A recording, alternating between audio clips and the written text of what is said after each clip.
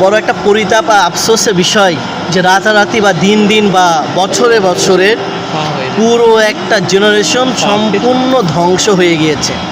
দেখেন আপনি এই জেনারেশন, আজকে আমরা ঘুরতে বের হয়েছি আলহামদুলিল্লাহ, আমি আমার এক বন্ধু নাম ফাদ্দিন, আমরা আগারগাঁও ঘুরতে বের হয়েছি মেট্রো দিয়ে। তা এই জায়গায় আসলে আপনি পুরো রমাদান মাসে যতগুলো আমল করেছেন সবগুলো আমল একদিনে আপনার বরবাদ হয়ে যাবে এমন একটা অবস্থা।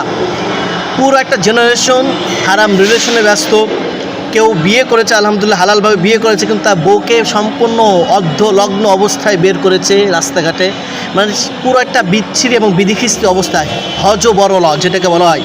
মানে পুরো জেনারেশনটা কেমন যেন চুপসে গিয়েছে পশ্চিমাদের হাতে। পুরো জেনারেশনটা আপনার পশ্চিমা সভ্যতায় বিশ্বাসী হয়ে গিয়েছে। পুরো জেনারেশনটা পশ্চিমা সভ্যতাকে লালন পালন করছে।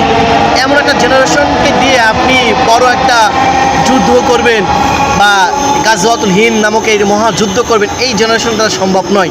এটা তাদের দ্বারা সম্ভব যাদের ভিতরে ঈমান আছে, তাকওয়া আছে, যাদের অন্তরে আল্লাহর ভয় আছে এবং যারা এক আল্লাহকে বিশ্বাস করে, রাসূলকে বিশ্বাস করে, তাদের দ্বারা সম্ভব হবে। এই নষ্ট সমাজ, নষ্ট জেনারেশন দিয়ে কোনো দিন কোনোভাবেই এই সভ্যতা বা এই যুদ্ধ সম্ভব নয়। আল্লাহ তাআলা আমাদেরকে মাফ করুন।